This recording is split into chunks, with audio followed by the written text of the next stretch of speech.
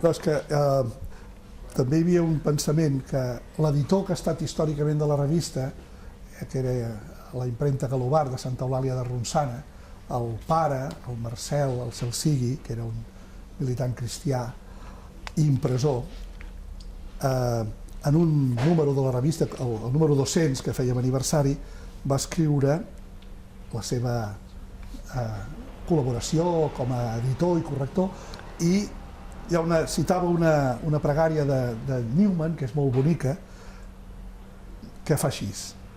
Diu: Déu m'ha creat per fer-li un servei concret.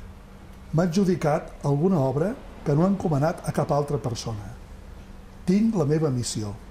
Soc una anella d'una cadena, un vincle de comunicació entre persones. Faré el bé. Seré missatger de pau i de veritat en el lloc on em trobo.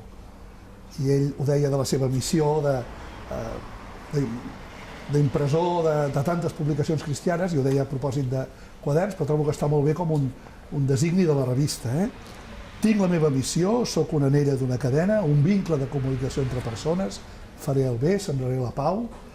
Si el quaderns ha servit per ajudar que molts s'animin a això, a fer el bé, a sembrar l'Evangeli, i com una anella que comença i acaba. També està bé que acabem, en cert sentit, perquè vol dir que se sap començar i se sap acabar per donar pas a noves etapes. I amb aquesta pau de la pregària del Newman trobo que podem no reposar en pau de la pau del cementiri, sinó deixar anar-nos en pau, com diu la pregària de completes del càntic de Simeó.